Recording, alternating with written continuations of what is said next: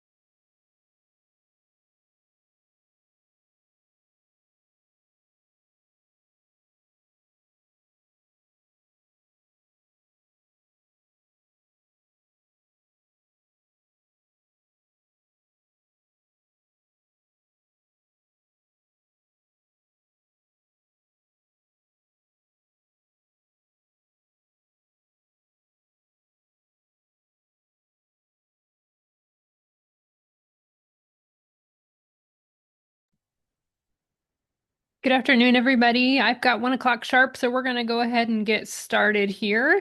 Want to just do a quick introduction. My name is Katie Nagy. I am the Housing and Community Development Coordinator for the Affordable Housing Program here at the Federal Home Loan Bank. Excited to have you join for disbursement training this afternoon.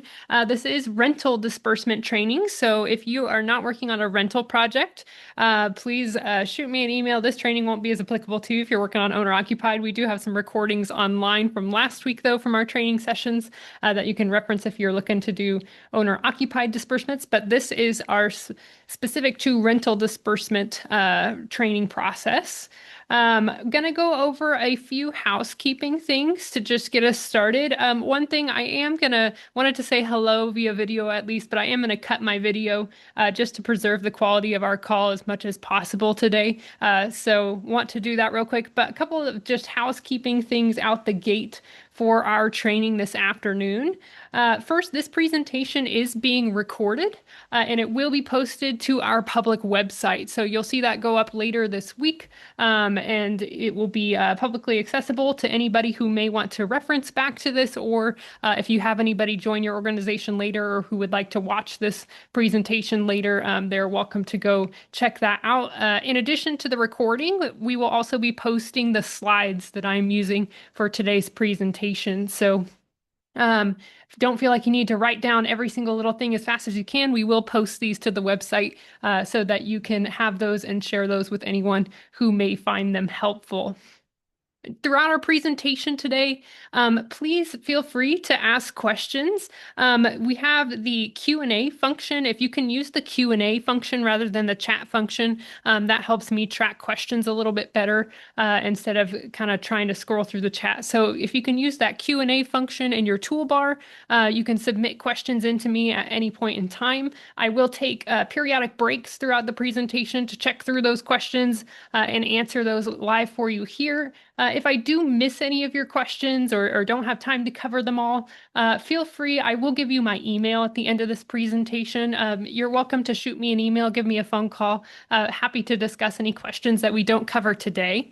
I will say out the gate, I have this training scheduled for 3 hours. It is not going to take the full 3 hours. So if you have questions, we should have plenty of time for those. So please don't hesitate to ask questions. I appreciate questions, knowing that there's people on the call and that interaction back back and forth a little bit. So feel free to submit questions as you have them during the presentation. Okay, a quick high-level overview of where we're going to go today. We're going to start with some highlights from our AHP implementation plan. That full document is available on the public website, but we're just going to cover the highlights regarding the disbursement request process today. Then once we go through all of those, we're then going to go through a documentation checklist, talk about the documents that will be required to be submitted with your disbursement request. We'll look at a few of those documents and where you can find those documents for that disbursement request. And then as we move through those, we'll then go to AHP, or excuse me, the AHP public website. That is where those forms will be located, but there's also a lot of other resources and references that you guys can utilize on the website. So we'll go through the website, what tools are available there, and where to find all of your forms. And then lastly, we'll go into AHP Online itself, and I will show you how to actually submit a disbursement request in our test environment so that you can kind of see that from start to end. All right, so with that, we're going to go ahead and jump in. Going to start with some highlights from our implementation plan. As I mentioned, the full implementation plan is on our website. It's kind of the main guiding document with all the rules, policies, things like that regarding the AHP program. Again, just going to cover the things that are really key to the disbursement request process, but feel free to go grab that document in its full if you'd like to read further. So a couple of highlights. The first thing is that the disbursement request that you submit into us must be rounded down to the nearest dollar. This kind of goes hand in hand with the second bullet point as well, so I'm going to put these two together. Disbursements are also funded on a reimbursement basis after costs are incurred. So you will complete construction or start paying out your contractors or architect, whoever that may be, for the expenses related to your project. You will incur those expenses. They will be billed to you, whether that's via a pay app or an invoice, something of that form. And then you will request reimbursement from us for those expenses. So you'll submit those documents to show that you've incurred the expenses, and then we will reimburse that. When you are adding up the total amount that you are requesting reimbursement for from us, you'll want to add up all of your costs. And then if there's any change on the end of that dollar amount, you'll want to wipe the change off the end of that. Our system doesn't allow us to disperse out and change, just kind of a funny quirk of our accounting system there. So just make sure when you add it all up, you take that change off the end, since our system is unable to disperse that out. All right. The third thing on here, the owner equity and deferred developer fee amounts may not drop below the amounts committed to at the time of project application. If you did not have owner equity or deferred developer fee, you don't need to worry about this. But for those that do have those two sources of funds, when we get to the disbursement process, we will be looking at your feasibility workbook, which we'll talk about here in a little bit, looking at your sources of funds, and we'll be comparing that against what was presented to us in the application that we approved. If the owner equity or deferred developer fee amounts do drop from the application amount, we will be asking just some questions about maybe where those funds are going, what they're being utilized for instead. Generally, we don't allow them to drop below the amount committed to an application, but if there is a legitimate reason or we can figure out some sort of potential exception, then we will talk about that. But just in general, we usually don't allow that owner equity or deferred developer fee to drop from application. So just something to keep in mind as you're looking at your capital stack. All right. Project sponsors should maintain and provide backup documentation upon request. Nothing too special with this one. All we're really asking is that you're going to be submitting a lot of documents to us in your disbursement requests. We just ask that you keep an extra copy of those on your personal computer, your work computer, whatever that may be, just in case something happens, we lose a document, the system goes down. We don't generally see this happen, but nonetheless, with computers nowadays, you just never know. So if you can keep a copy of those on your personal or work computer, that would be wonderful. And then the last thing on here is about modifications. Generally, we're hoping you don't need to worry about modifications, but we do want to talk about them early so you know what this process looks like and what it would take to do a modification if necessary. So when we're talking about modifications, this is in relationship to those scoring commitments that you made in your application and that are listed in your AHP agreement, that legal agreement that you would have signed here about a month and a half ago. So in the application, you may have committed to scoring categories such as financial education or special needs populations or rental housing for extremely low income households, all sorts of things that you could have gotten points for in your application. When we're talking about modifications, this is when you're looking at those scoring commitments that you made in your application and realizing, I don't think we're going to be able to meet all of the requirements that we committed to in the application. At that point, we may consider a modification.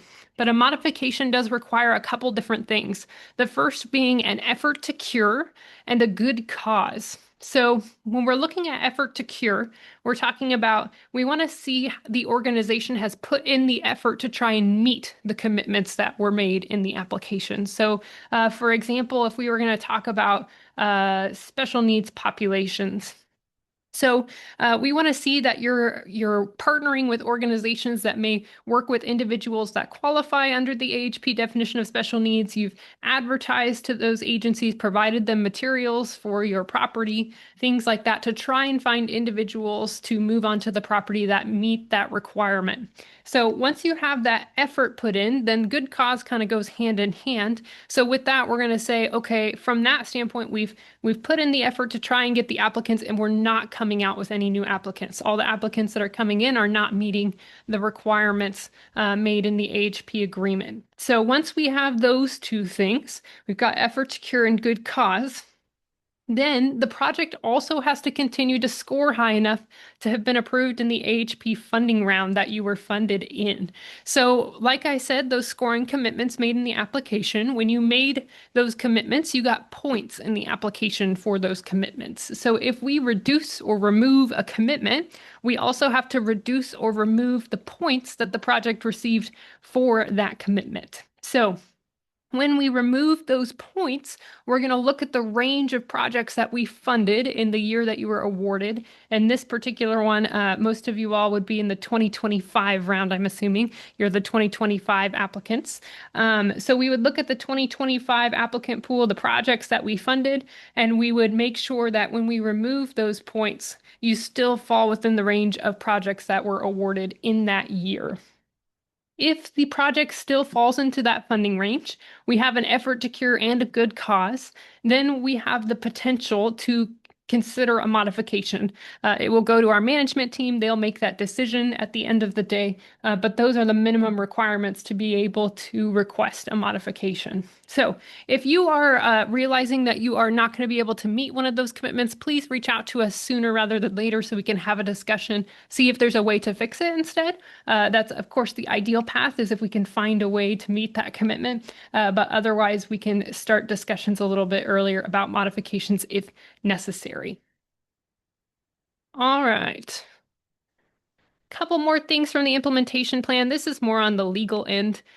So nonetheless important. The Federal Home Loan Bank, in its sole discretion, can grant exceptions to certain provisions in the implementation plan. So you'll see a lot of policies, rules, things like that in the implementation plan, covering, of course, some of those today. We can provide exceptions to certain provisions that are in the implementation plan, but we do have regulatory requirements from our federal regulator, and those things are things we cannot provide exceptions around. So if there are any policies in the implementation plan that you think you may be violating or may not be able to meet the requirements of, please reach out to us as soon as possible so that we can figure out if it is something we can provide an exception around, or if we need to have a further discussion about trying to resolve the issue another way. The biggest things that cause exceptions, we actually put into certification statements within the disbursement requests themselves, so that you kind of have a good indicator of whether you may need an exception or not. So I'll show you in the AHP disbursement module where those certification statements are. If you click no on any of the certifications, an explanation box will show up, which kind of gives you that key indicator that you may need to consider whether you need an exception or not. So there's a picture of it in the slides of that screen in the disbursement module. But again, we're going to actually go into the module today, and I'll show you what that looks like and what those statements are. All right, second thing on here is that the Federal Home Loan Bank also may suspend or debar a member, sponsor, or project owner from AHP participation if there's any pattern of noncompliance or a single instance of flagrant noncompliance. So this, of course, we don't see this very often and don't want to, of course, but any sort of illegal activity, forgery of signatures, all that good stuff, if we find out that any of that is going on, we do hold that right to suspend or debar in that case. So, of course, if that doesn't happen, then we don't need to worry about that. But I want to throw that information out there just so it is out in the open. All right. Moving forward with deadlines and reporting. We're going to start with a couple deadlines first. So the big deadline that's going to be important coming up for you all is that your first disbursement request needs to be submitted to us within 12 months of the AHP application approval date. So the AHP application approval date for you all was December 19th of 2025. So you have 1 year or until December 19th of 2026 of this year to get your first disbursement request into us. Again, that's December 19th of 2026. That disbursement request needs to be for a minimum of 25% of the subsidy amount that you were awarded from the AHP fund. That also goes for every disbursement request. So any disbursement you submit to us needs to be for at least 25% of your award. So in essence, we're limiting projects down to a maximum of 4 disbursement requests throughout the project life cycle. You are welcome to go ahead and request it all in one go if you're ready to do that. If you want to request all the money in one disbursement request, you can certainly do that. You do not have to break it up into multiple disbursements, but you have a maximum of 4 disbursements to get all of that in, since each one has to be at least 25% of the subsidy awarded. The other note we have on here is that the Federal Home Loan Bank may extend the project start date for 1 6-month period if necessary. So if we're getting close to that 12-month deadline of December 19th, and you're not going to be able to incur at least 25% of the award by that point, then we may do an extension to the start date if necessary. We just ask that you reach out a couple weeks in advance so we can get some additional information about that, see if we are able to approve that extension and get that done prior to December 19th. But we will send plenty of emails this fall to make sure that you guys are hitting that deadline. And if we need to have conversations about an extension, we will do so as that comes closer.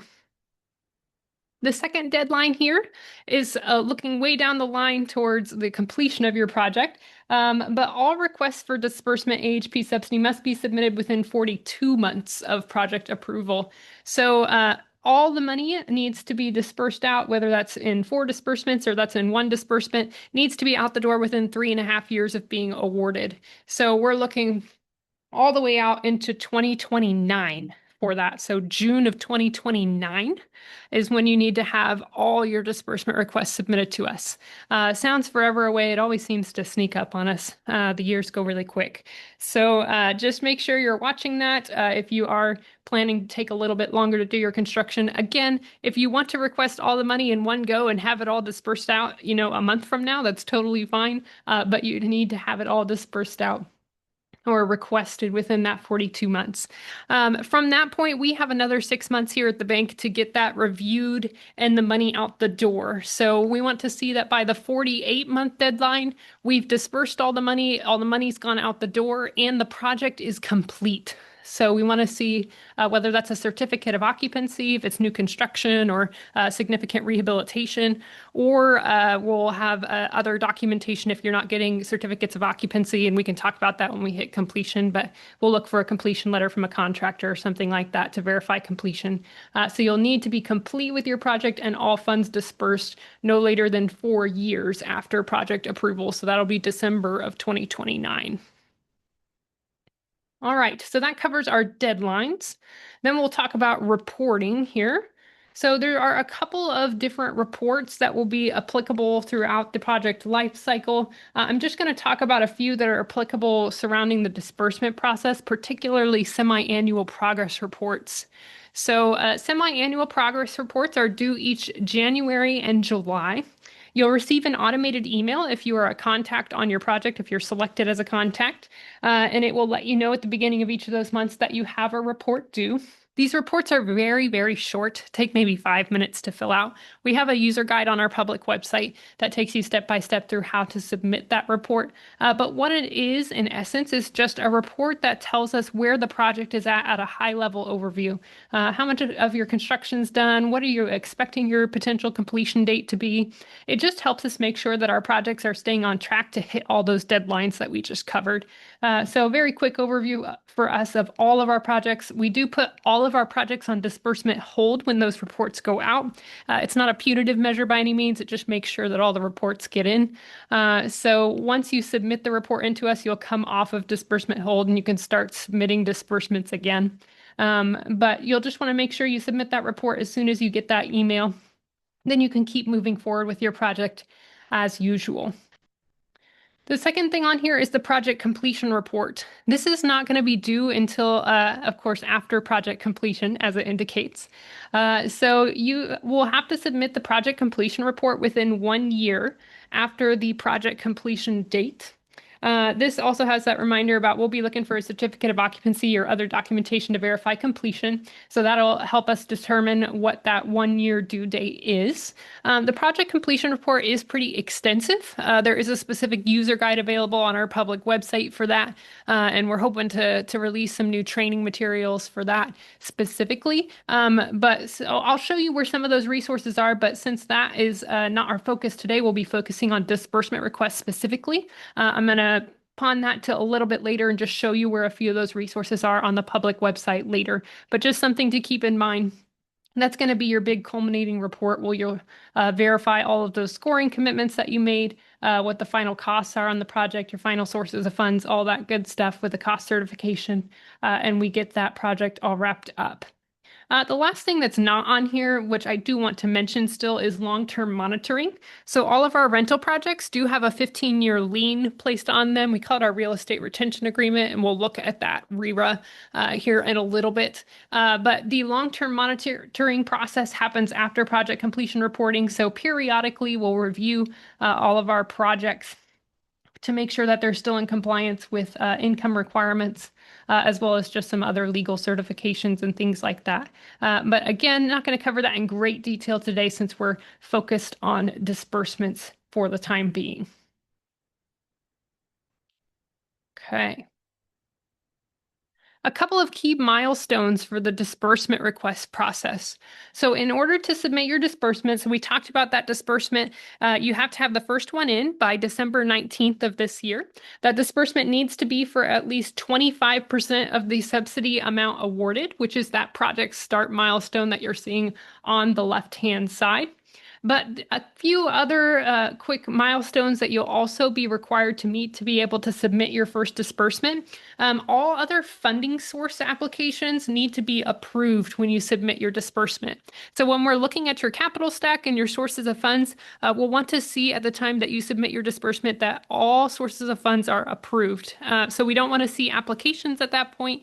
We accept those at the application process for the AHP program, but by the time you hit disbursement, we need to see approval letters, loan closing documents, whatever that may be, to verify that all of your funding sources are approved. The other main milestone on there is that the project building and underlying land must be owned or leased.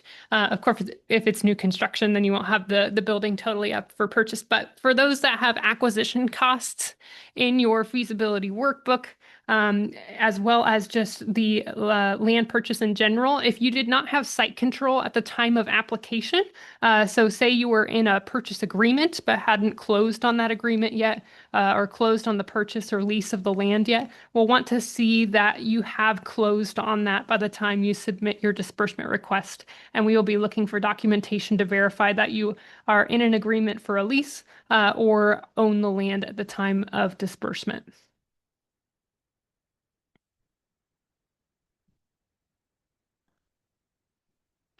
Okay. These are direct screenshots from Exhibit A of the implementation plan. These are our project cost guidelines. While they look probably a little bit foreign in this form, these guidelines are built directly into the feasibility workbook. So if you worked with the feasibility workbook at all, application, and again, I'll open one for a little bit later today to show you it and at least kind of jog your memory if you've forgotten anything from that process.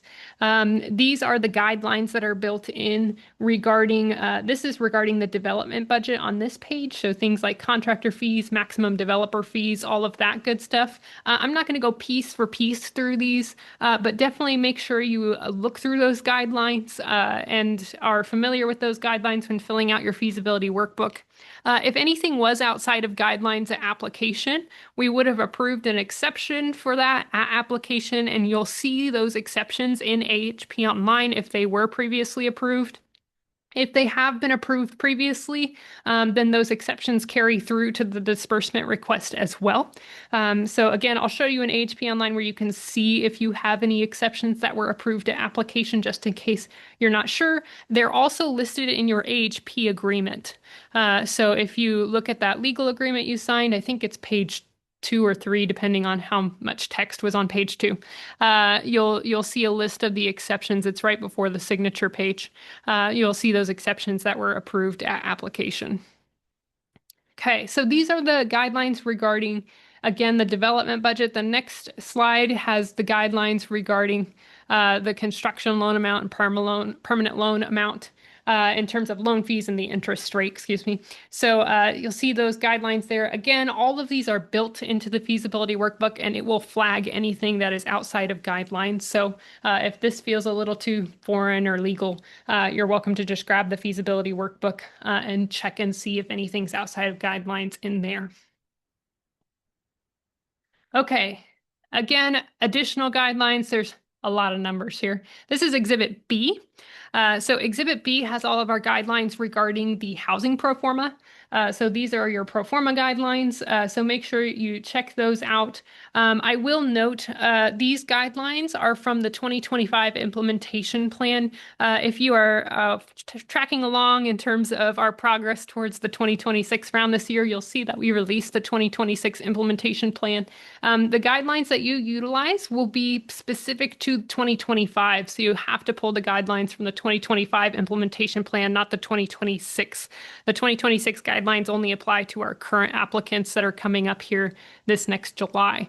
So if you need a copy of the 2025 implementation plan, just let me know. But again, these slides will also have these screenshots in here for you that are direct from the 2025 IP.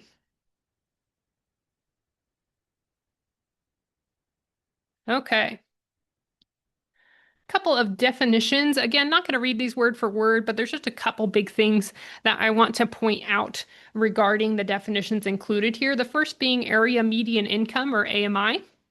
So in your application, you would have committed to certain targeting categories, things like individuals below 50% of the AMI or below 60% or below 80%. Our income limits are based on the USDA income limits. We do publish those on our public website, and I'll show you where those are located. They're sorted by state and county as well as targeting category so that you can see what your income limit caps may be for the current moment. Those income limits do get updated on a yearly basis, usually in late summer, just depending on when the USDA releases their information. So we will send out an email, a blast email to everybody when we update our income limits so that you know that. But we automatically build those into all of our forms so that you don't have to worry about trying to calculate it yourself. But we also just publish those caps because we know those are helpful when you are income qualifying residents for your project. So again, I'll show you where those resources are, but the big thing there is just making sure we use the USDA for the AHP program. The other thing that I really want to cover here is household. So household, when we're talking about qualifying income-wise, we want to make sure that we're including all individuals in the household in our income calculation. So this is all individuals who are going to occupy the residence. So if you have multiple people living in the home, please make sure all sources of income are included, as well as all individuals in the household count. When we're talking about about minors. So minors are included in the household count for the sake of making sure we're using the correct income limit from the USDA. So if it's a three-person household, including the minors, we want to make sure we're using three and not two, so that we're using the correct limit. But the income of minors is not included. So we only include the income of adult household members, that's 18 years and older. But we want to make sure we include minors in the count of the number of people living in the home so that we use the correct income limits. Okay. The other two definitions on here are the developer fee and total development cost. The total development cost I'm going to talk about here in a minute, so I'm going to come back to that. Developer fee is really just included here because it is a guideline item that's in Exhibit A of the implementation plan. If you're curious what all goes into our developer fee guideline in terms of determining that maximum amount, what should be included or counted towards that guideline, you can see that in that definition here. And if you have any questions, don't hesitate to reach out. Happy to have a discussion about any of those things if you do have questions.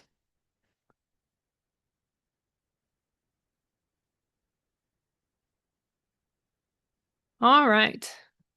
Sources of funds. So we're going to start moving into documentation requirements here, talking about disbursement requests and the documents that you're going to need to submit.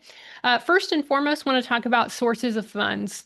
So we've talked about how we want to make sure that all sources of funds are approved at disbursement. So when we're looking at documentation in the disbursement request, we of course need to be able to verify that those sources are all approved.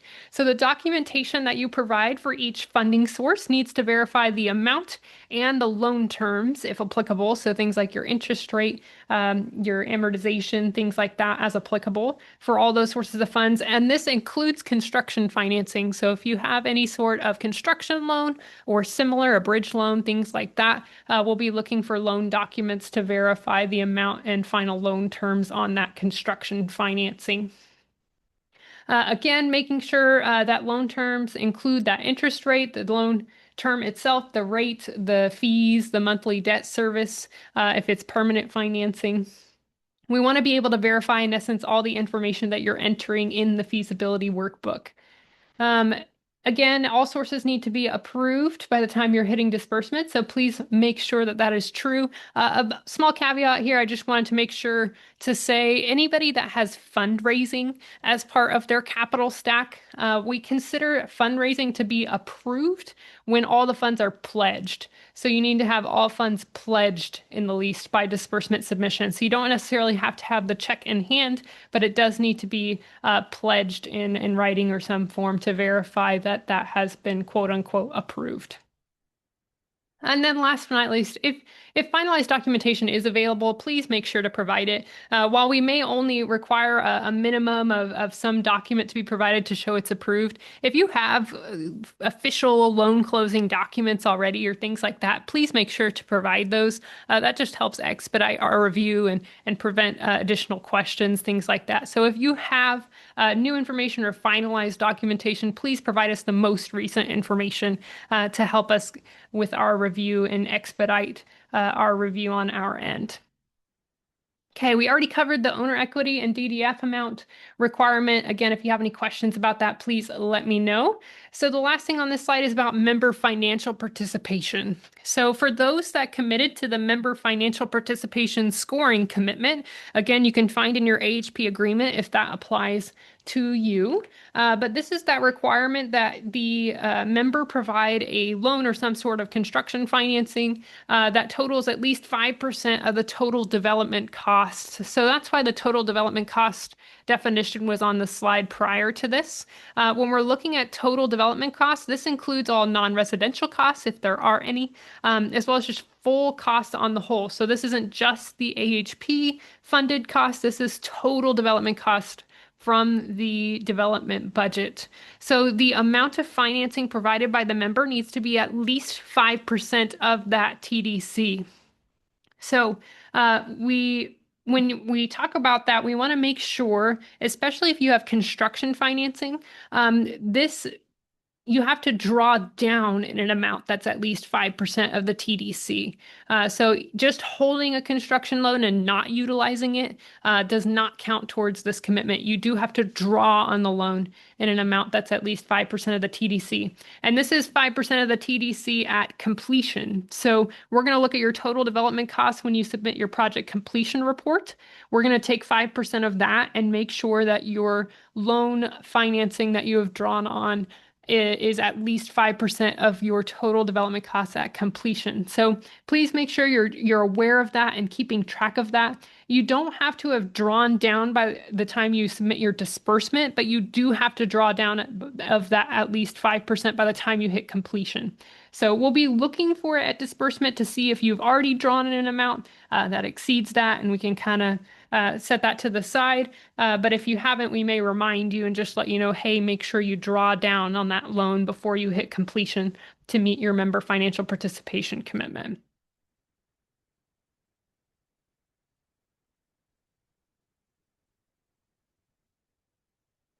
All right, remaining documents here. So that was sources of funds related to the feasibility workbook.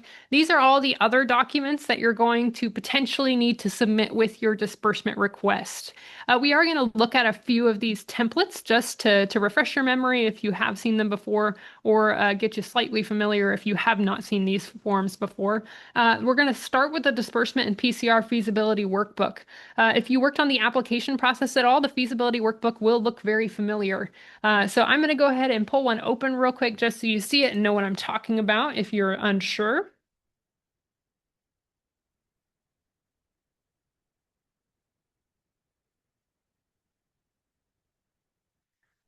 So this is our feasibility workbook.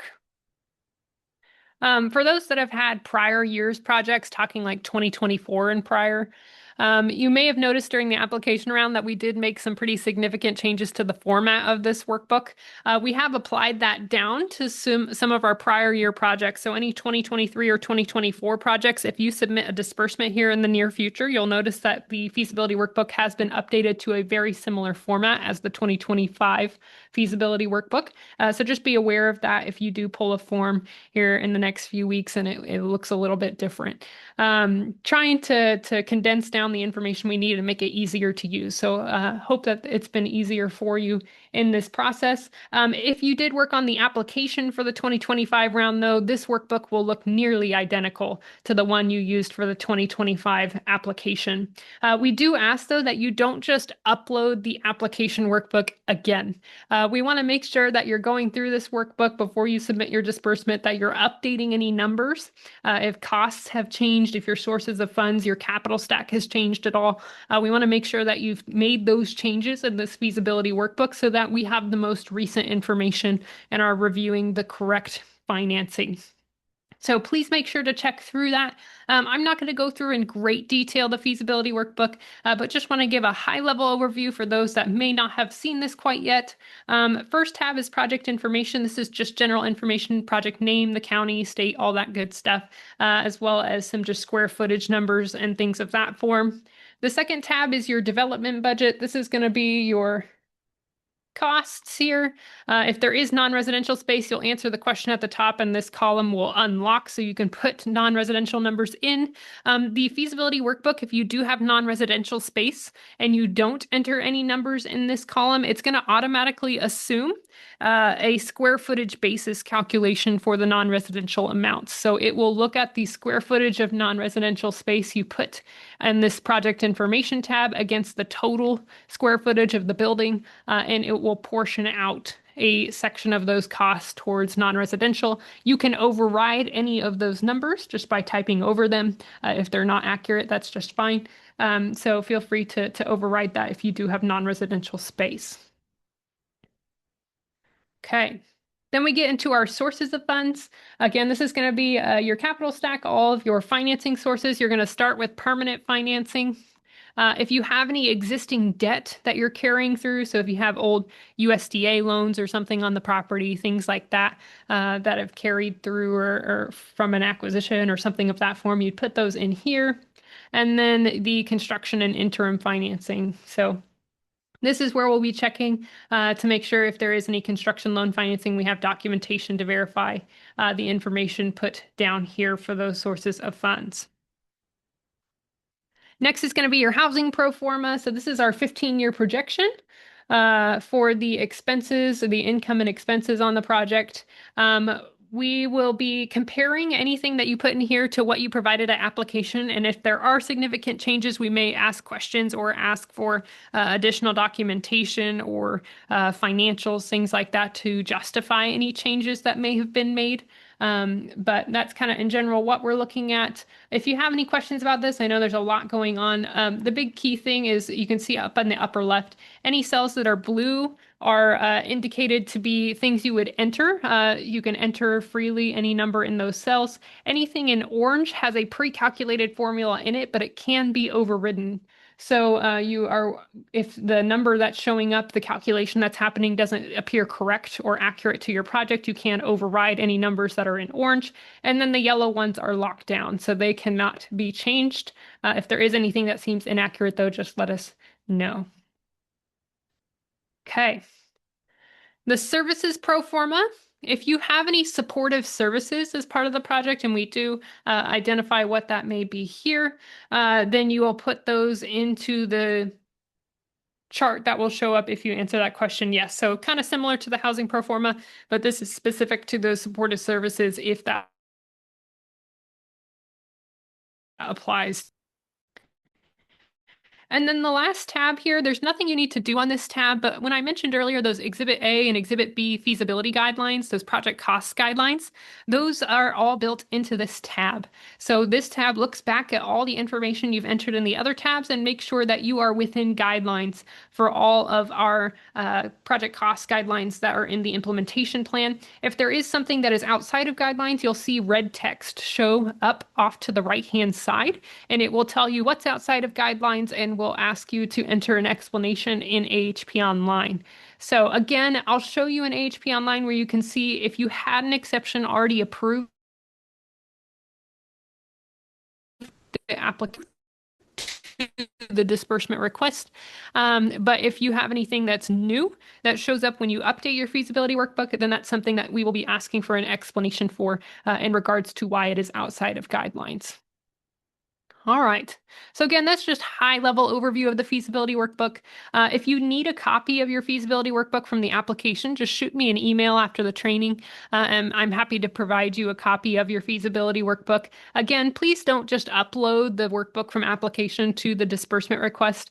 Please transfer the information to this fresh template. We fixed some formulas and small errors that we found in the workbook during the application round and want to make sure that all our calculations are correct and things like that. So please make sure to transfer to the new template as well as updating all the information to the current development budget, sources of funds, all that good stuff. All right. So that is the feasibility workbook. We'll cover talking about what project year to use when we get to the public website here in a minute. But the second thing on here is a copy of the unrecorded real estate retention agreement. So I mentioned that all projects have a 15-year lien placed on the property. That is done through the real estate retention agreement. The agreement itself, I will open up real quick. But the key thing I want to mention here is that we just want a draft copy at disbursement. And the reason being is because here on page 1, you can see this effective date. Sorry, this text is super tiny.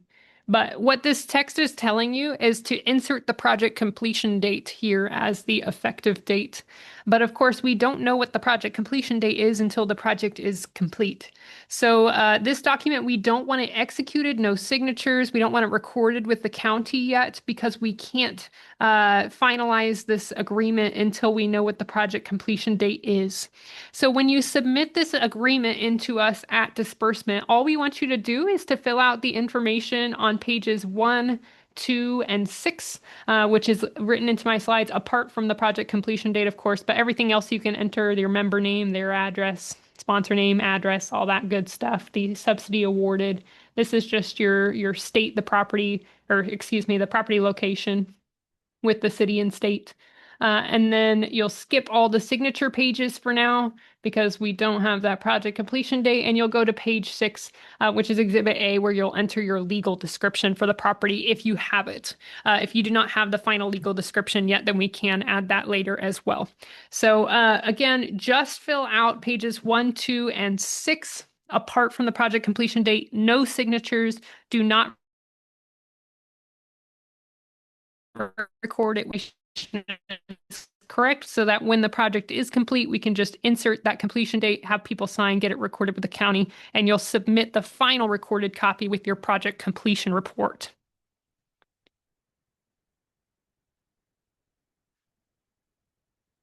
Okay.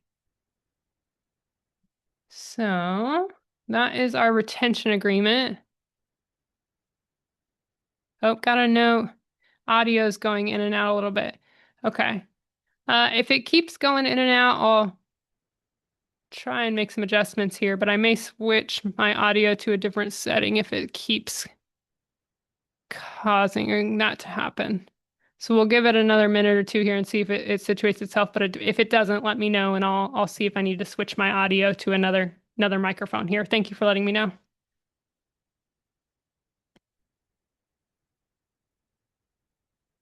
Okay. So we went feasibility workbook, real estate retention agreement.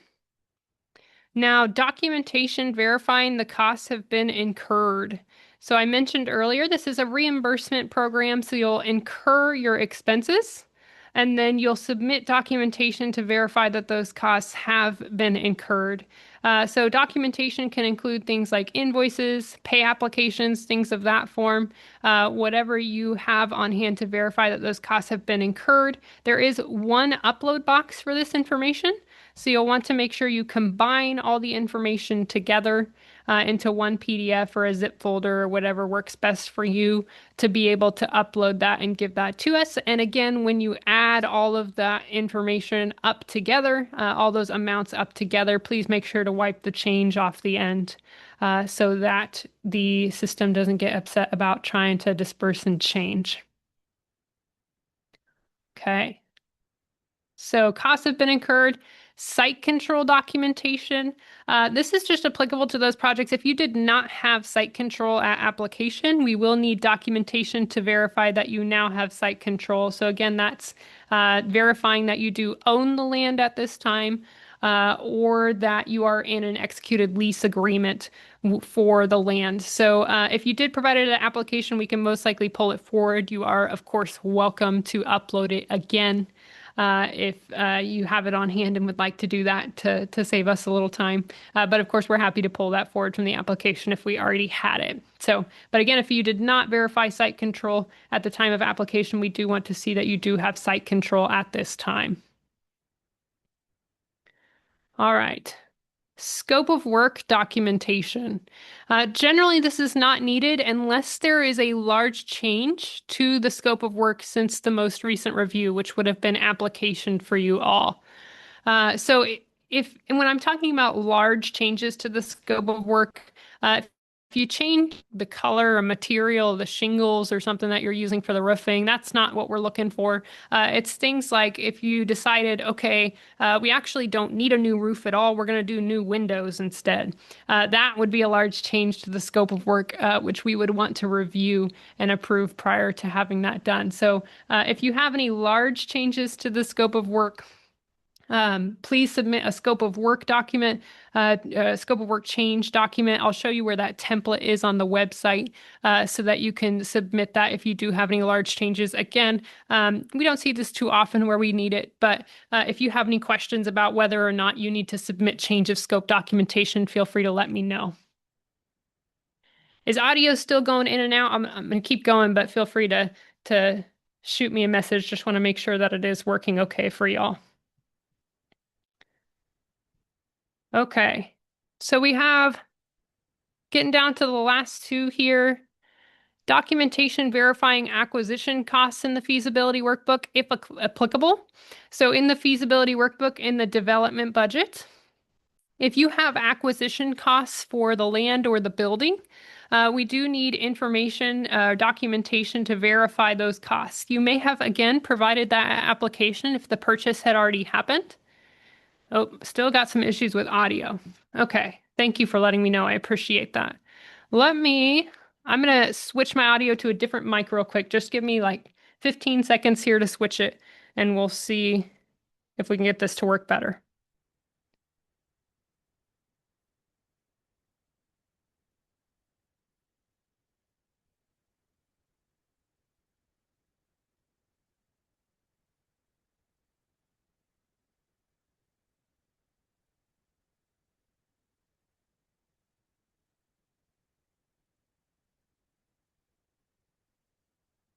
Welcome to Zoom. You are in the meeting now. All right, here. Got a new audio source. Can someone confirm for me? Can you hear me?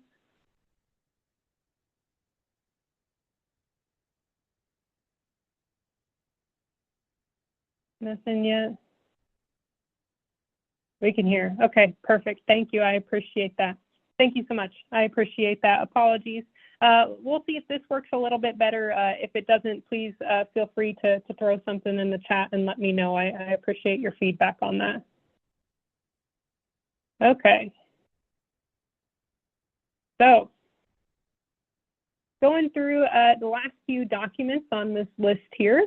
So talking about acquisition costs is where we are at. So if you have acquisition costs for the land or the building in your feasibility workbook and the development budget, we will need documentation to verify and confirm those costs that are listed. So things like a settlement statement or other signed agreement verifying that cost. If you provided an application, again, we can probably pull it forward from the application, but if you did not have the final purchase agreement in place or something like that yet, or hadn't finalized the transaction, we'll be looking for documentation to verify those acquisition costs at the time of disbursement. The last thing in this list is our targeting and income workbook. This was previously called the tenant income worksheet. So if you're familiar with what we call our TIW, we relabeled it a little bit because it functions slightly different now and it looks slightly different now. So you would have seen this if you worked on the application process. I'm going to pull one open real quick so you know what I'm talking about.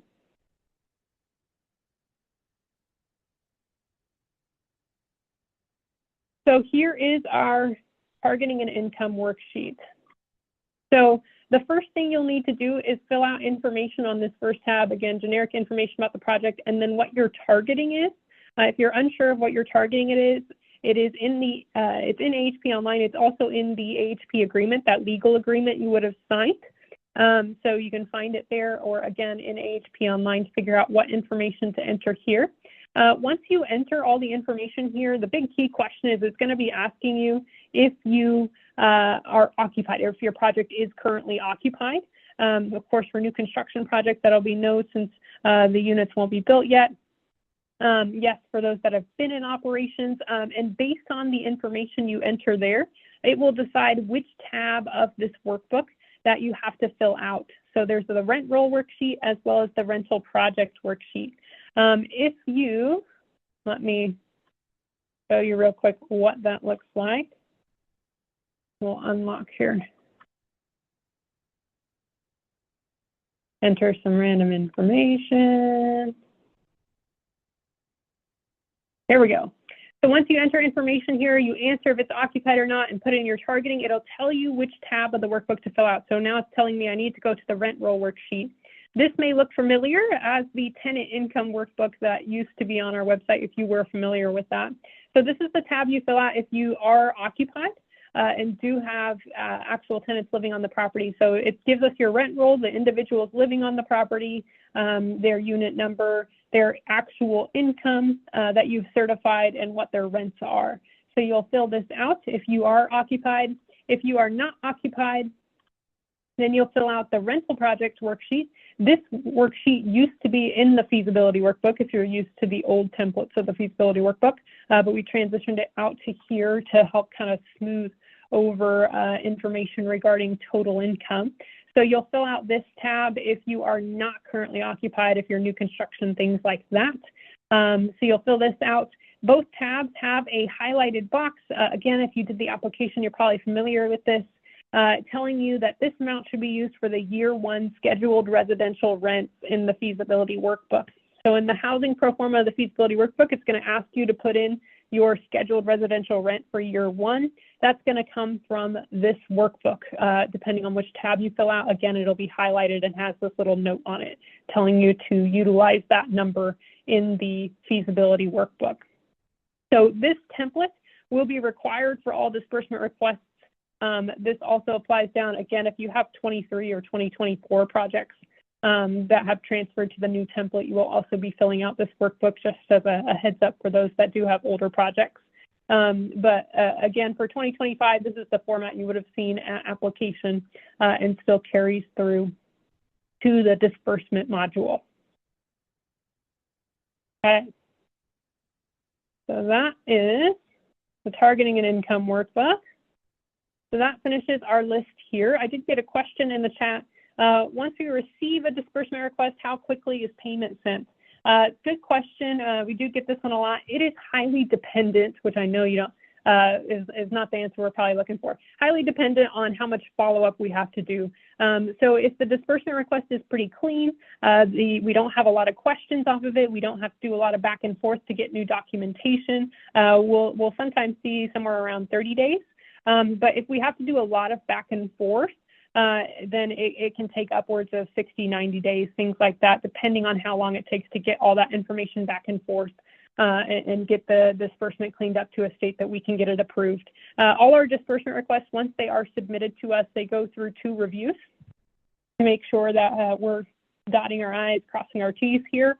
And then once we do approve the disbursement request, we will send the funds to your member bank that you partnered with on your application. We will send the funds to them, and then you will organize with your member how you would like to receive those funds from them. So kind of up to you how you'd like to do that. If you want to apply it down directly to a line of credit or something like that, you're welcome to do that. Totally up to you and your member once we've sent the funds over to the member. All right. So that is our documentation checklist. We'll show you here in a little bit where all those documents are going to get uploaded in AHP Online, but first I want to show you our public website and show you where to find all those forms that I was just showing you.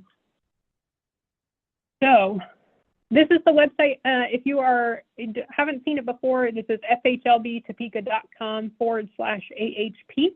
Highly recommend bookmarking this page if you're going to be working on disbursements or other things regarding the program. You'll reference this page a lot. I'm going to just go through a quick overview of what's available on the website, as well as pointing out where those forms are that I have opened up and shown you so that you know how to grab those templates for your disbursement request. But just across the board, I want to show you the resources available on the website so that you have those for future reference.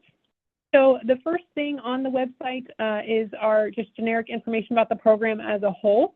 So if you want to see the projects that have been awarded in the past decade plus a few years, you can see those here if you'd like or are curious. Then we move into the application section. You guys, of course, have all had successful applications and have moved on to the disbursement process, so you are past this. But if you do have any future projects that you want to apply for, if you want to apply in the upcoming 2026 round here in July, you can go to this application section, and we will gradually be posting information this spring regarding the 2026 round, as well as any future rounds as those come. Next is the disbursement section. So of course you guys are in the disbursement phase of your project. The main thing I want to point out here is if you go to the rental button, since you all are rental projects, and you click into here, there is a disbursement user guide available for download here. This goes through the steps with pictures of how to submit a disbursement request in AHP Online. Again, I am going to go through this today, show you an example, but if you forget, because I know a lot of content in one day, it's hard to remember it all, you can come grab this user guide right here, and it'll help you walk through those steps to get that disbursement request submitted. So very useful guide if you need that when you're submitting your disbursement. The other thing on this screen is a checklist of documentation. So this checklist that was in my slides kind of copies a lot of the information that's over here in this checklist. So another place to find that checklist if you don't have the slides on hand. Then the remaining information in here is about deadlines and extensions, which we covered earlier regarding implementation plan highlights. So we'll move past that, but it is available here if you would like any sort of reminder or additional information.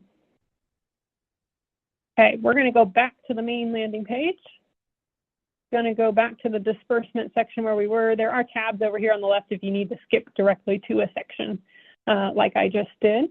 So we covered disbursement. That was under the rental button right here was that user guide. Then we get to monitoring. So this is going to be our semi-annual progress reports and project completion report. So for those semi-annual progress reports that are due each January and July, there is a user guide available here. If you click the rental button, a PDF will download and again take you step by step through how to submit those reports in January and July. So you can grab that here. The other thing is our project completion report user guide. So again, project completion reporting is going to be all the way at the end of your project. So we're not going to cover a lot of detail today, but if you would like to look ahead to that and figure out what that is going to look like, you can click this rental button here and there's another user guide, all those good things referring to the project completion report. All right, then we get to the resources section. So I'm going to camp in resources and forms for just a few minutes here, because this is where a lot of the important documents you need are going to be located. First of all, there is a link to AHP Online here. So if you need to get into AHP Online and don't have a direct bookmark, you can access this here.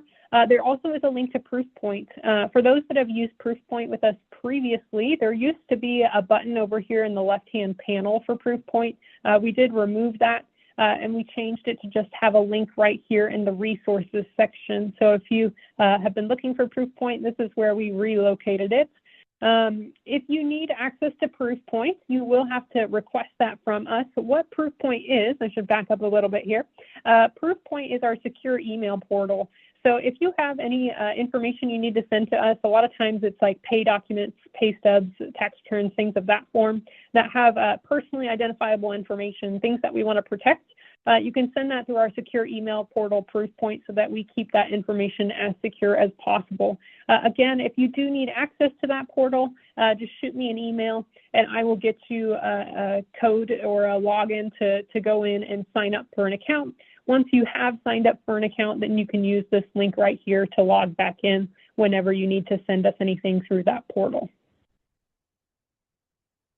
Okay, other resources available here, regulations and plans. If you want the implementation plan in its full, that is available here for download if you'd like to read the whole thing, as well as our federal regulations. This will take you to the federal regulation website from FHFA if you would like to view that or see any of those federal regulations as it relates to the AHP program. The next section is the income limit section. So the first thing is the income calculation guide. I know this may be down the line a little bit for you all, but a good resource to keep in mind for those that will be income qualifying households for the AHP program, making sure that you're meeting targeting requirements for the program. You will want to make sure you have this guide and are familiar with this guide. This is a very important resource for those that will be doing income calculations for the AHP program. So please make sure that those that are doing those calculations have this resource here. It's also linked in the income calculation training section, which I'll show you in a little bit. It's got some additional resources for helping you figure out how to do income calculations for the AHP program. The other thing under the section is the limits themselves. So I mentioned earlier that we go under the USDA income limits.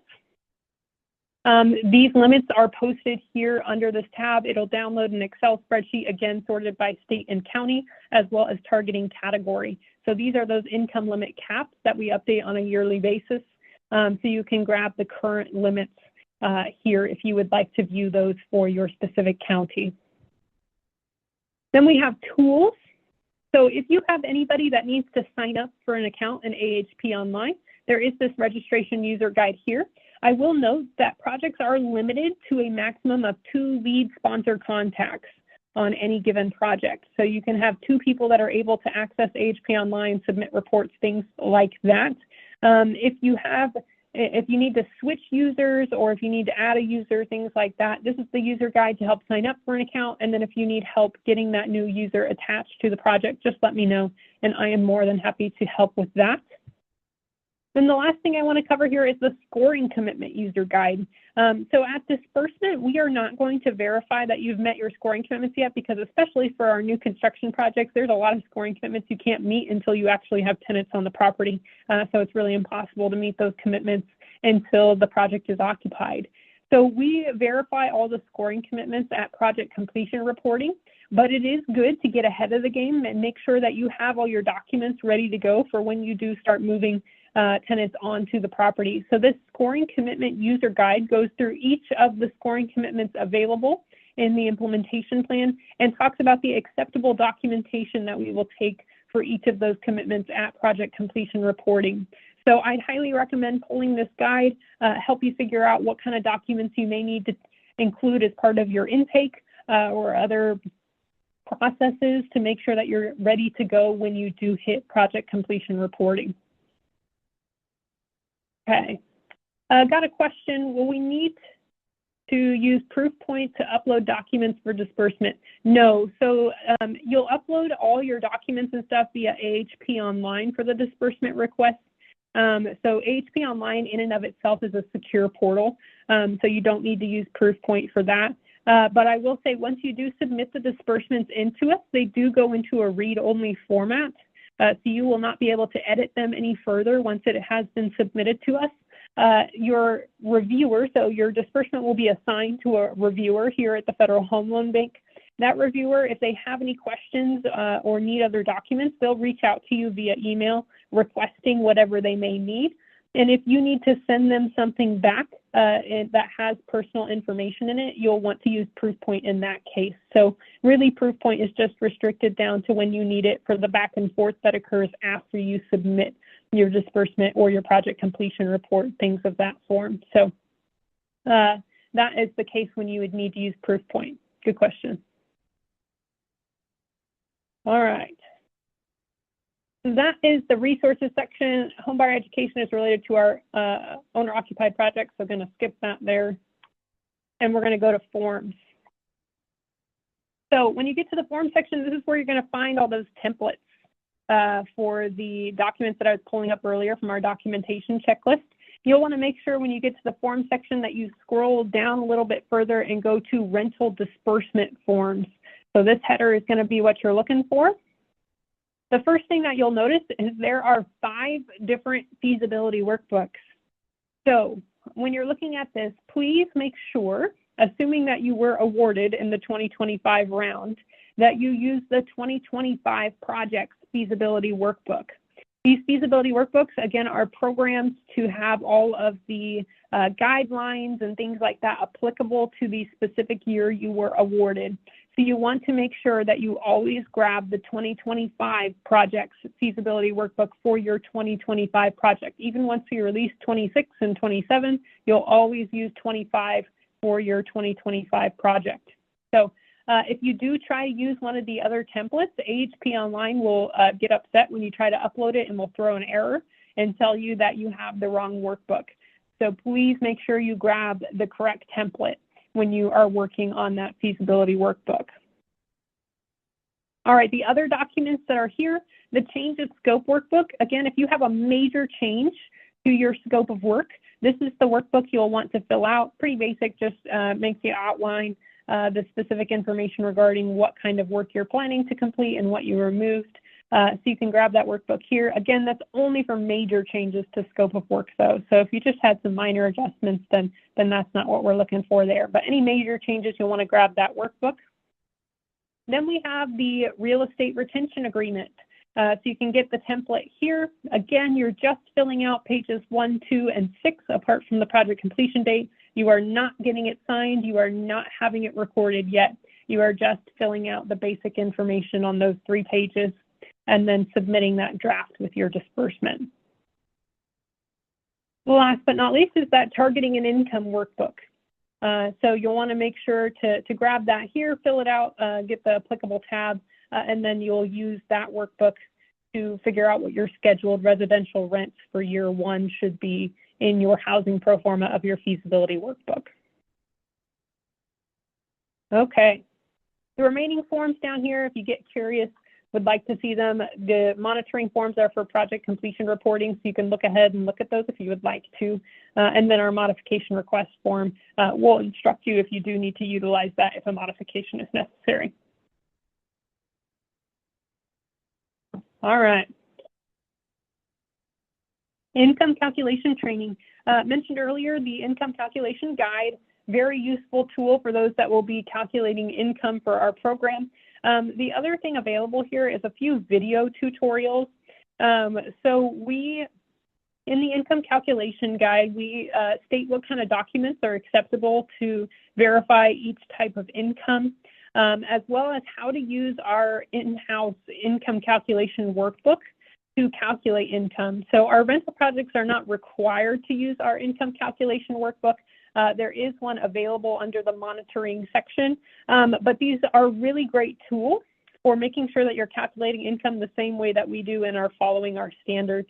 So highly recommend using the income calculation workbook for, again, those that are going to be qualifying households for our program. These video tutorials talk about how to use that income calculation workbook and the documentation from the income calculation guide to put those things together and make sure you're calculating out income based on our standards. So definitely recommend checking out all those tools. If you have specific questions about income, we could spend hours talking about income alone with just all the different kinds of income that are out there.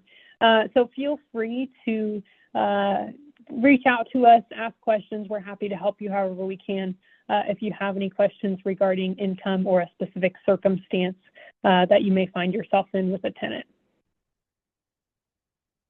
Okay, so that's income calculation training. Next is our webinar recording. So this training that we're doing today will be posted under this webinar recording section once it concludes. Later this week, you'll see a new section show up with a link to the recording as well as a link to the slides. So you'll be able to download a copy of the slides that I was using earlier for the presentation. So be looking for that. Again, hope to have that up later this week. And then this request for repayment, quote, or release. This is for our owner-occupied project, so nothing you need to worry about there. That should wrap up the resources on our website. So that is the public website. Again, if you have any questions trying to find a document or a resource and you're not sure where to find it, just reach out to us. Happy to help you figure that out. But that is in general what is on our website here. So with that, I will move into the last phase of our training here. Like I promised, not going to take you 3 hours today. We're going to talk about AHP Online and go through an actual disbursement submission so you can see that process, what that looks like, things of that form. So a couple things before we get into AHP Online itself, a couple tips for the system. There is a page timeout that's approximately 20 minutes. So as you're working in AHP Online, if you don't save something or move screens or things like that for 20 minutes, it will log you out automatically, or it may freeze up, and if you try to enter information and click save, it'll boot you out. So just be aware that when you're in the system, you want to make sure you're actively using it. Otherwise, it may kick you out and not save the information you enter. Any sort of field that has a star or the little asterisk is required in order to save the page, and anything with a diamond on it is required to submit the disbursement. So in essence, anything that has the asterisk or the diamond, you need to make sure you fill out in order to be able to submit the disbursement request at the end of the day. If there's a save option, please always click save. The pages do not automatically save. If you navigate away, or again, if the page times out, you'll lose information. So if there's a save button, please make sure you're always clicking save. We try not to put a ton of information on each screen so that if you did lose something for any reason, it wouldn't be a large amount of information by any stretch. But nonetheless, always make sure you're clicking save if there is a save option. A little bit of just kind of finicky things. The enter key on the keyboard, the system doesn't love the enter key on the keyboard for toggling between fields. Most people can use the tab key and be fine, but for some reason the enter key, every once in a while, it'll boot somebody out of the system for using the enter key, and I'm not sure why. So just kind of a funny quirk. Try not to use the enter key if you can. The other thing that it doesn't like is the back and forward buttons in the upper left-hand corner of your browser. It really doesn't like those. So sometimes they work, sometimes they don't. Sometimes it'll just kick you right out if you try to use those or log you out. So there are plenty of next buttons, previous buttons, ways to toggle to different screens within the system itself. So please avoid using those back and forward buttons in the upper left-hand corner of your browser if you can. The last note on here is very important. Please don't initiate multiple disbursements at one time. For rental projects, once you initiate a disbursement, you can continue to work on it, that same disbursement, until you submit it to us here at the Federal Home Loan Bank. So if you want to work on it today and then you want to come back to it tomorrow or next week or whatever that may be, that's just fine. Just please make sure you initiate one disbursement and work on one disbursement at a time. If you initiate multiple disbursements in the system, we can't delete them. So we have to reuse them in later disbursements, and sometimes that can get messy if you initiate 5 of them, but you can't submit 5. So we have to find other ways to get them deleted or have you submit them with dummy information and reject them on our end. It just gets messy. So please, please make sure you just initiate one disbursement, fill it all out, submit it to us. And then once that one's been approved, of course, you can initiate a new disbursement to be able to get your next draw. So just work on one disbursement at a time. Please don't initiate multiple if you can avoid that.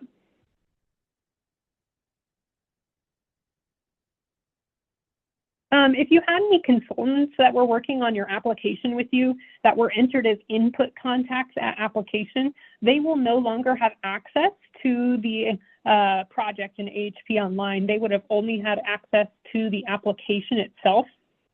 So if you have a consultant that you would like to be a main contact on the project for submitting reports and things like that, and they are not currently listed as a lead contact, they will need to sign up for an account under the sponsor organization name, and we can get them added via that way. So just keep that in mind.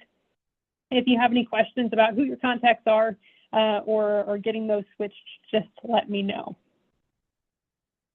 The last thing I wanted to note is that if you can use Microsoft Edge, we highly recommend that you use Microsoft Edge when using AHP Online. Our system was built in Edge. Best performs in Edge. If you use Chrome or Firefox, things like that, sometimes it'll throw funny errors or things like that that we don't see. It doesn't happen a ton, but every once in a while it does. So if you do have access to Microsoft Edge, we do recommend using Edge if you can. All right, so with that, I'm going to go into AHP Online. Like I mentioned earlier, if you go to the resources section, there is a link to AHP Online here to access the system. When you do go to here, please make sure, assuming that you are not part of the member bank that's submitted the application with you, please make sure you click sponsor sign in and not member sign in. Member sign in is for the bank, the individuals at the bank that are partnered with you on the application. The sponsor is most likely going to be all of you on this call. So please make sure to use sponsor sign-in. If you use member sign-in and try to use your sponsor credentials, it'll tell you that they're invalid and that your sign-in doesn't work and all that stuff. So please make sure to use sponsor sign-in. I'm going to utilize our test system. So excuse me for a minute here. This is going to be a little foreign, but I'm going to use our test system today so that I don't mess anything up in the actual production environment and real projects. So this is kind of just our sandbox, as we like to call it. Allows me to give you an example here. So when you go into AHP Online and you log in, it'll look something like this. You probably won't have quite as many projects as I've got listed here, since again, this is just our test environment. But when you get here, you should see the name of your project show up, or if you have multiple projects going on, you should be able to see those all here. If you do not see your project there, you'll click the drop down, click the year your project was awarded, and click search. I will note that right now, the 2025 projects are not showing up in AHP Online quite yet. We are working on getting those up in the system, hoping to have those up later this week so that you guys can start accessing your project in AHP Online and submitting disbursements. But that should go up here in the next week or two. So if you do log in today, you may not see your 2025 project yet. We are working on that and should have them up shortly. So when you are ready, you see your project, you'll click on the project number for the project you're wanting to work on, and it'll take you to this project summary. It's going to give you just generic information about the project, the name, number, your project status, all that good stuff, who the sponsor and member are. Again, this is all just test information here, so you kind of see some test dummy stuff in here. But you'll see your information populate here. Some other resources available on this section. So if you go to the project tab up here at the top, project home is where we're at right now. If you go to project profile, you'll see some additional information about the requirements from your AHP agreement, things like your targeting, the amount of subsidy that you were awarded, all that good stuff will be in project profile. Sponsor and member information. This is going to be the contacts that are selected, your lead sponsor contacts, as well as the member contacts at the bank you partnered with. They will show here. You can change your contacts yourself if you are a contact in the system and can get to here. I can also change them on my end of the system as well, though. So if you get confused or stuck or would like some help with that, I'm more than happy to help flip contacts if you need help with that. Then we have the conditions and exceptions screen. If you had any conditions or exceptions that were approved at application, this is where you can view those. You'll also see them show up in the disbursement request itself in certain places, specifically the conditions. So we'll talk about conditions here in a little bit. Our conditions are pretty few and far between, but we do sometimes utilize them to track projects that maybe we need to have some documentation submitted at project completion reporting, but we just need to remember that. We put it in as a condition. Exceptions are going to be those feasibility guidelines for the most part. So if you had any exceptions approved for feasibility guidelines at application, you'll be able to see those here. So if you need to check out what those are, if you have any guidelines that are flagging in your feasibility workbook at disbursement and you want to see if they were already approved at application, you can view them on the exceptions tab here. Documentation required is something that we use for project completion reporting. So I'm going to ignore that for a little bit here and go down to modifications. I don't believe we have any modifications on most projects. If there are any modifications showing on your project, it may have just been us making some adjustments to the system on the back end for technical issues or stuff like that. So, but otherwise, we shouldn't have any project initiated modifications that are showing up in the system at the moment. So that screen will most likely be blank for a lot of you. Going to skip disbursement for a second and come back to that. Monitoring, when you do need to submit your semi-annual progress reports in January and July, this is where those will be located. Again, we have that user guide on the website that will guide you through that process, how to access the report and fill it out. Then the other thing is our long-term monitoring. This is after project completion, so you got a long ways to go before you hit that point, but you'll see information on our website regarding resources to get those certifications filled out when you do come to that stage of the project. Extension, if you do need an extension, we'll have had a conversation ahead of time and we'll tell you and direct you to use this module. But if you're not going to hit one of those deadlines and do need to request an extension, this is where that module is located. Okay, we're going to focus on disbursement today. There are two buttons here. We're going to go to disbursement home first. And it's going to take you to here. You can see I've been testing some stuff in the system today to make sure everything was working for today. So that's what you're seeing show up here. But it's also a good example to see what it looks like when there's multiple disbursements. You don't want to do what I did, where I initiated multiple disbursements and I'm working on multiple at a time. This is, again, just making sure our system was working, but an example of what not to do.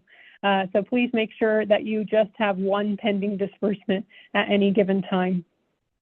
Some information available on this screen, though. It has your total approved subsidy amount, the amount that we have approved and funded, the amount that's in pending disbursement requests like the ones you see below, as well as any amount that we may have deobligated if necessary. So if the project didn't end up needing all the funds for some reason, got other sources of funds to cover things like that, then we can deobligate those funds and give them to another project. So then we'll have the available amount remaining. So we've got, this one is showing we've got 30 grand left, so we were 50 grand award. There's two disbursements sitting out here for 10 grand. So we've got 30 grand left. So again, please make sure if you do initiate a disbursement request, there should only be one in a pending status at any given time. If you need to go back and work on it later, so you can see I've started this one but haven't finished it, you can click on the disbursement request number here, and it'll take you right back into the disbursement, and you can continue working on it as you were before whenever you initiated it. So again, don't have to finish it in one sitting. Please make sure you just keep one open disbursement request in a pending status at any given time. We, again, are going to break the rule today just so I can show you the process for our test environment purposes of what it looks like to submit a disbursement from start to end. So you can start a disbursement two different ways. There's this request disbursement button right here, or this disbursement button at the top has a request disbursement as well. They do the same exact thing, so it doesn't matter which one you click. We're just going to grab this one and we will get started. So this is the disbursement initiation screen. The first thing that we're going to enter is the amount of the disbursement that we're requesting. So this is where you're going to add up all of your invoices, pay applications, whatever that may be, total all of those up. You're going to wipe the change off the end, and you're going to put that amount in here that you're requesting reimbursement for. So we'll say for today we're requesting $10,000 in reimbursement. Okay, so uses of funds, you can see this does have an asterisk on it. So you do have to select something. So generally you're going to see rehabilitation or new construction, whatever applies to the type of project that you applied for in the round. So you'll click the button here that applies to what kind of work the funds are going to be applied towards.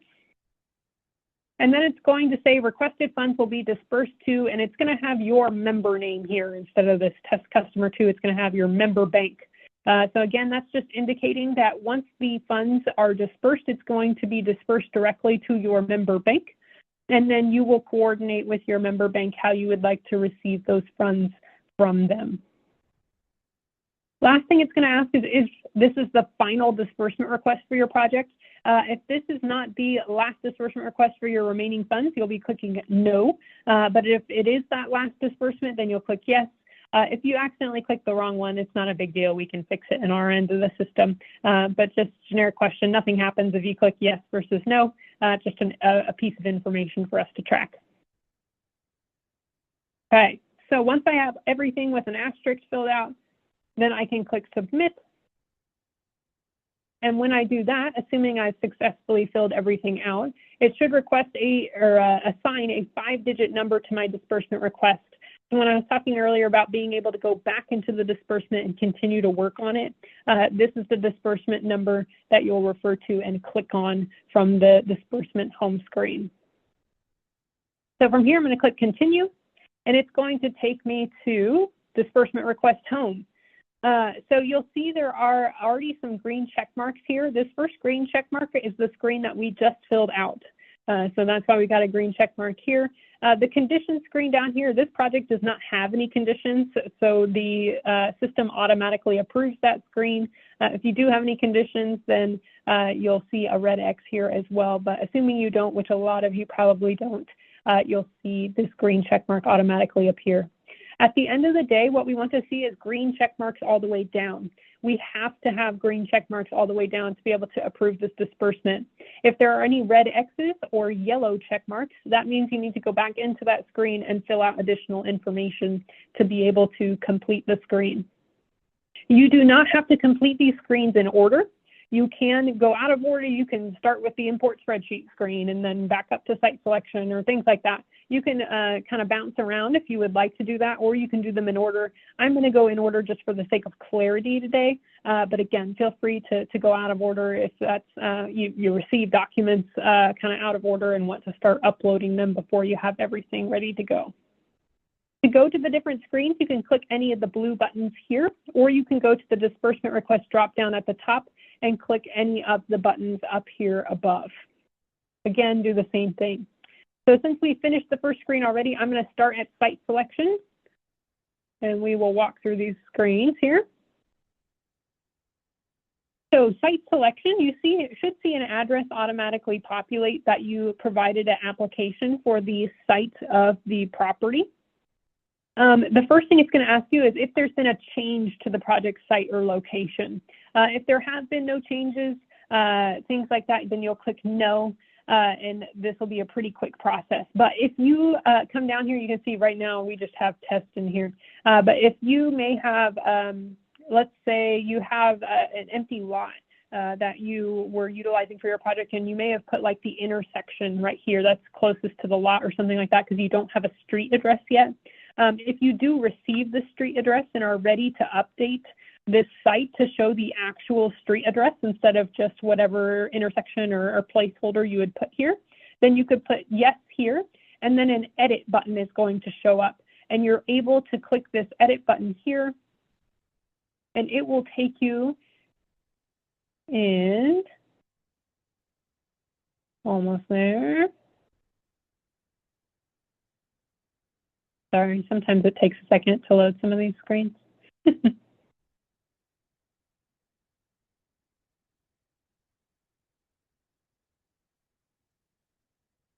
No, it really doesn't like this one today. There we go. It'll take you into the actual site information that you would have entered an application, and you can edit any of this information as necessary to match the final street address or whatever you may need to update here as applicable, and then you'll go through the process to save that information. So that's how you would update there. I'm gonna go back. We're not gonna edit anything on this one. We'll say nothing's changed on this one. Regardless of if you click yes or no, if you click yes and edit, or if you click no, you will have to click this checkbox next to the address once you are done making any edits, if applicable, saying that this is the property that the money is going towards for this disbursement request. And then you'll have to answer this question regarding default for non-payment of mortgage, real estate taxes, or insurance. We're hoping, of course, you can answer that no, but if you do answer yes, it will require an explanation from you regarding why the property is in default for any of those items. So we're going to click no here, and then we're going to click save. And when I do that, I should get my green check mark telling me that I am good to go on this screen and can move forward. Again, you can go to the drop down at the top and go to whatever screen you want next, or you can just click the next button down here and it will take you to the next screen in order, which is the project status information screen. This screen is going to have all the certification statements I was talking about a little bit earlier. So all these statements, we're hoping that you're going to be able to answer all of these questions yes. If you answer any of them no, it's going to require an explanation, and it's a good indicator that you may need an exception to one of our policies if we are able to provide an exception. So please keep that in mind. Make sure you're aware of these statements. If you have any questions about any of these statements specifically, please feel free to reach out or throw your question in the chat. Happy to talk about that here, but no, I'm going to kind of go through these quickly for the sake of time today. The one that doesn't really require an exception, you can see there's the I certify the project scope of work has not changed. Not necessarily an exception issue for that one, but if you do say no, this is where it's going to ask you to upload that workbook verifying what did change about your scope of work. So that one's not necessarily an exception, but nonetheless will require documentation if you do select no. So I'm going to go ahead and assume we are a yes on all of these items. Again, if you have any questions about any of this, any of these statements, aren't sure, if you need an exception, things like that, please feel free to reach out to me, and I'm more than happy to assist. All right, so once we answer all the questions, we answer any explanations. If we're required to put any in, we'll click save. And I should get my green check mark here at the top telling me I have successfully completed this page. Okay. I'm going to go to the next screen. And this is the conditions screen. So again, a lot of you probably will not have any conditions. Nothing we need to do on this screen says no further action required. This was the screen that was pre-approved and had a green check mark already. If you do come to the condition screen and you do have a condition, there may be the chance that you don't have the documentation quite yet to upload things like that. But it may require a description or explanation from you or something like that. There are screenshots in my slides as well as this disbursement user guide regarding what you'll need to do if you do have an actual condition here. Otherwise, you can move directly forward if you already have the green check mark. If for some reason there's no conditions here and it doesn't give you the green check mark, you can click save and it should give you your green check mark. so that you can keep moving forward. If you have any questions or you do have a condition and you're not sure what to do with it, or the user guide's kind of not helping you figure out what you need to do, just let me know. Happy to help you out. All right, move to the next screen. And we have scoring information. So the scoring information screen is going to list all the scoring requirements of your project. Again, these should match the scoring requirements that are entered in the AHP agreement. So for our test project here, we just have everything that's potentially available. You can see all the different categories in this test project here. But what you'll see is a list of all of the requirements. And then you'll see in this project commitment column off to the right, you'll see the number of units in your project that need to meet each of these commitments. Again, at disbursement, we are not going to verify that you have met all these commitments. We're going to check that at project completion reporting because there's so many of these commitments that require a full occupancy or something like that. It requires you to have an actual set of tenants.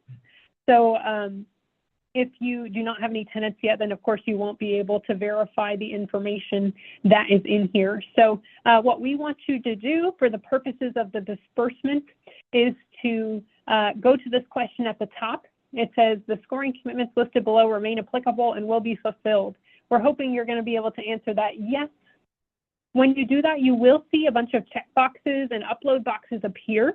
But what we want you to do for the purposes of the disbursement, again, since we're not going to verify these until project completion, we want you to come all the way down to the bottom. We want you to click Save, and that is it. So you'll get your green check mark automatically. We do not want you to check any of the boxes. You do not need to upload any documents. You are going to just answer the question at the top indicating you still plan to meet all the commitments below, and then we will check all of those things later at project completion. One other thing I will note that did show up here when I answered the question at the top are some of these blue documents throughout this middle column here. These documents will be what was uploaded to us at application.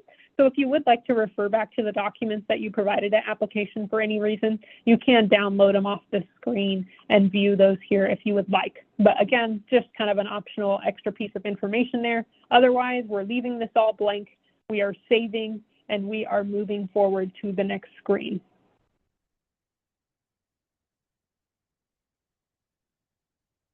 Okay, this takes us to the financial information screens. So financial information, this is where you're going to upload your feasibility workbook. So once you have completed your feasibility workbook using the 2025 projects template, you will upload it here. It'll first ask you if you've completed the updated rental workbook with the current information. So this is your reminder. Please make sure you've updated the workbook to the most recent development budget, sources of funds, things like that, if anything has changed. So we're going to click yes, and it's going to give us an upload box.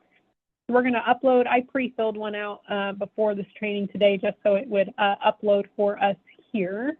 So we're going to grab that real quick. And then we're going to click Save.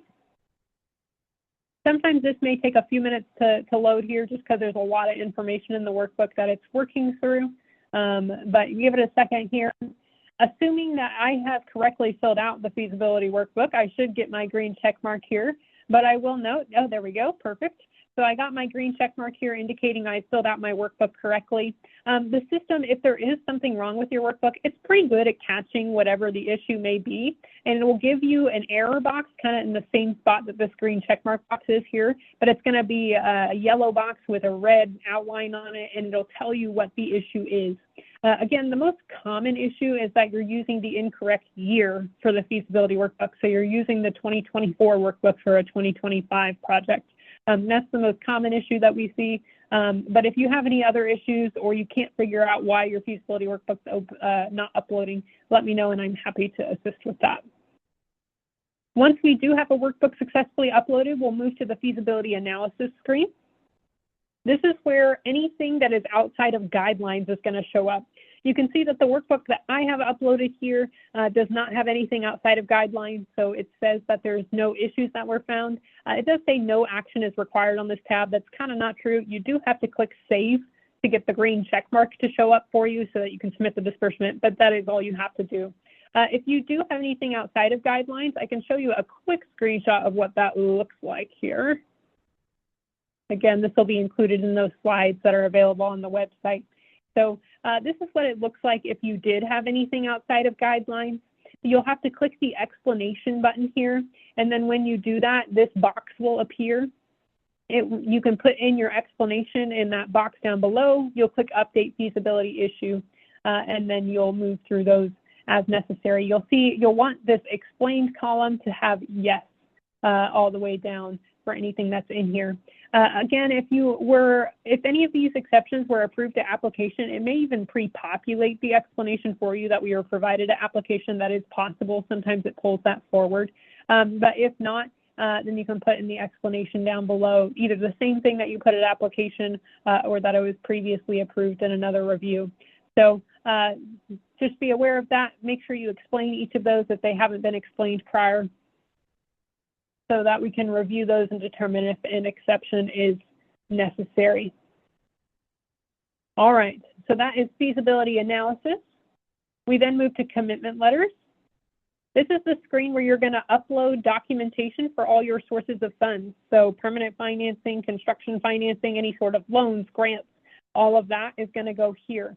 By the end of this, we want to make sure that this letter provided column on the right has yeses all the way down. So if it says no, that means that nothing was uploaded. So you'll want to make sure to go through each of these sources and attach documents. I will note our system is a bit infamous for pulling forward documents sometimes from the application and putting it automatically into any sources that it recognizes from your application. Even if it does this, please make sure that you go through each of them by clicking the attach button. Oh, sorry, it's going to make us answer the question here. But please make sure you still go through each of those sources of funds and make sure that that documentation is the most recent documentation and is the final documentation showing that the source has been approved. Just because it pre-uploads the document doesn't mean it's the right one for the disbursement. It just means the system recognized that source of funds and pulled it forward from application. So please make sure it's the most recent documentation you have. You will note we're working on this a little bit, some kinks in the system. It is going to require you to answer this question about construction financing before it's going to start letting you attach documents here. If you do have any construction financing, you'll enter yes, and then it'll ask you to upload the document. So that will be your loan closing documents, your promissory note, whatever that may be, to verify your construction financing. Please make sure you upload that here. If you have multiple sources of construction financing, you can combine them into one PDF, or you can put them all in one zip folder and upload the zip folder here. I'm going to say no for this one just to save us an upload here, and then go into the attach button and start attaching for our document. So when you click attach, an upload box will appear. You'll upload your letter, approval letter, or loan documents, whatever it may be. I'm going to put my test PDF in here and click Update Commitment Letter. And you'll see when I do that, this letter provided column changes from no to yes. So please make sure you go through, make sure you've got yeses all the way down, and that each document that is uploaded is the most recent document and shows that each source has been approved. Once I've got my yeses for my letters provided, I'm going to click Save, and I should get my green check mark telling me I am good to go.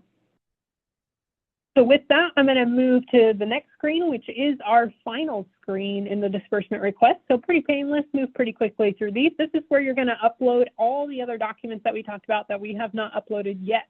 Things like your retention agreement, your your invoices, the targeting and income workbook, all that good stuff. So first, again, you'll see there is this requirement type column that tells you if it's required or optional. We're working on correcting some of these because some of them aren't quite right.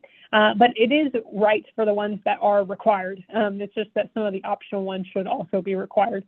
So it won't prevent you from submitting if you don't upload things to the optional boxes. The other thing that's available here is this has template column. This is just indicating if we have a template on our public website for whatever that document may be. So an indicator to you that you'll want to go to the public website to grab our template for that document. So all you need to do for these, again, we went through all these documents earlier. I will note the tenant income worksheet is the former name. It is now the targeting and income workbook. So that has changed. I did note that in the slides. but just in case you notice that they're both TIW. We love our acronyms around here. So if you see TIW, it's targeting an income workbook now. So we're working on getting that updated. I apologize for the error there, but that's what you'll upload to this tenant income worksheet or TIW box. So you'll just click edit for each of the documents you need to upload. You'll click the upload box. You'll grab this one's my retention agreement. Click update request document, and you'll see the name of your document show up in the attached document column off to the right, so you know you've successfully uploaded there. So again, you'll move through these. If you hadn't provided site control or acquisition verification and application, then you can provide that at this time. If there's a major change to scope of work, you'll upload that workbook. Again, you'll have uploaded it on the previous screen, but you'll upload it again here. Then our invoices is showing that you have incurred the costs. So again, you have one upload box here, so you'll click upload, but you'll have to either combine them all into one PDF or into a zip file, something of that sort, to be able to upload to the box here. So we're just going to use our test PDF here. We're going to upload our targeting and income workbook.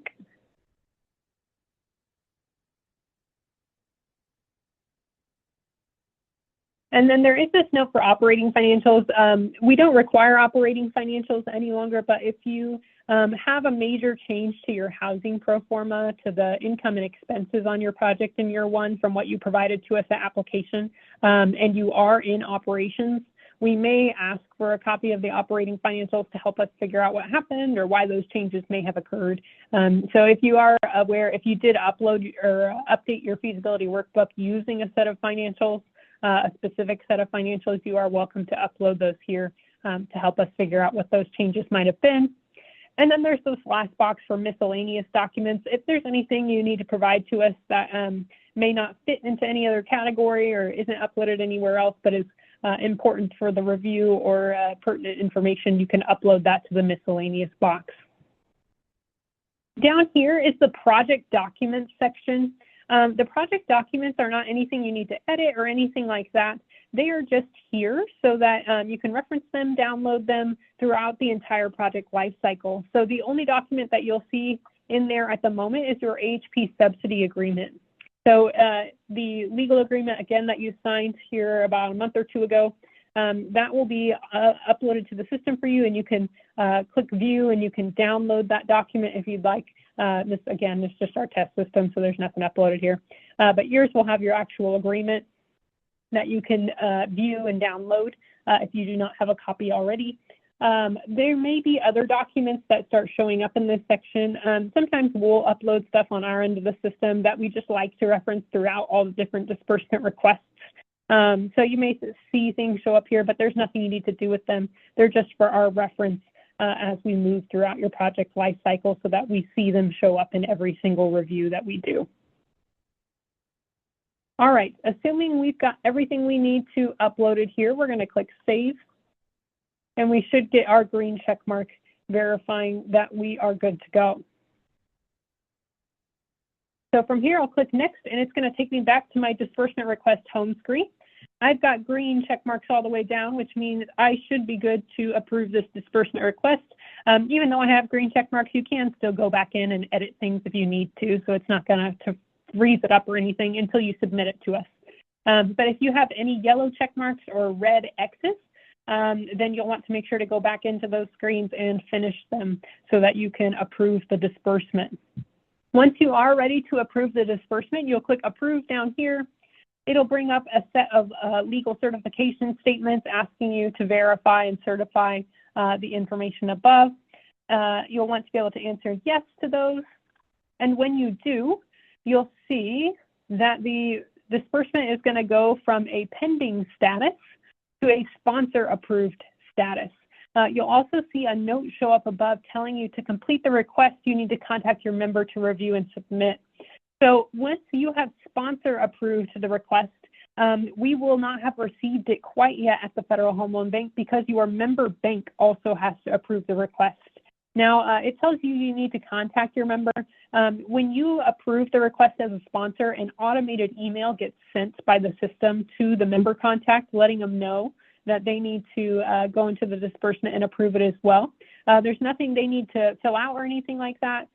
They can review as much or as little of this disbursement as they would like. But then once they click approve on the disbursement, then it shows up on our desks here at the Federal Home Loan Bank so that we can review it and get your money out the door. So please make sure to watch and make sure that your member approves the disbursement. Once the member approves the disbursement, the lead sponsor contacts on the project will get an automated email letting them know that it has been member approved, so that you are aware that it's made it to us here at the bank. So just be watching that. Otherwise, that is the disbursement request process in AHP Online. So I've got a few last slides to cover, just generic information going to cover here at the end. But if you guys have any questions, feel free to throw them in the chat while I'm wrapping up here. But again, almost done here. So going to get us wrapped up here in about 2 hours, not too bad. First thing I want to show you is a list of those automated emails. So mentioned that the member will get an automated email when the sponsor contact approves the disbursement. Vice versa, the lead sponsor will get an email when the member approves it. There's also some other disbursement actions that send automated emails that are all listed here, just kind of for your information so you know what to expect in terms of automated emails and what you will be notified of. Again, if you have any secure information that you need to send to us, we want to make sure we're taking that seriously and protecting it as much as possible. So please use Proofpoint. Again, if you do need access to Proofpoint, shoot me an email. Happy to help you get an account set up so that we can exchange that information safely and protect your tenant information. All right. Last thing is just a big thank you. Appreciate so much all the work that you guys do in your communities. We love it a lot and love to get to celebrate that with you. So we'd love to support any celebratory events that you have for your project. If you have any ribbon cuttings, open houses, things like that, we're happy to help with press releases, marketing materials, things like that. So you're welcome to shoot me an email and I could put you in communication with our marketing and communications team. They love to help with that stuff and would be happy to help with that stuff if you need assistance. We also love attending events. So we love to celebrate with you all the amazing work that you guys are doing in your communities.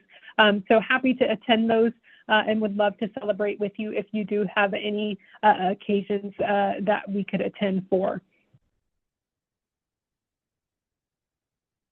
All right, my last slide here just has my contact information. If you have any questions about the training today, if you think of anything later while you're working on disbursement requests, things like that, you are welcome to shoot me an email or give me a call. Your best bet's probably to shoot me an email, just depending on if I'm at my desk a lot that day or not, but I'll try to get back to you as soon as I can. Again, once you submit disbursement requests, you'll be assigned to an analyst and then they'll kind of be your main point of contact from there. But for the moment, for our rental projects, I kind of head up all the questions regarding disbursement requests. So feel free, again, to shoot me an email if you have any questions about this training or other disbursement items. Otherwise, that is the content I have for you guys today. So that wraps up what I've got here. I'll sit on this call just for a few minutes. If you guys have any additional questions you want to throw into the chat, now I'll be happy to answer those. Otherwise, I hope you guys all have a wonderful afternoon and a great week. And I really appreciate you guys joining today. Thank you.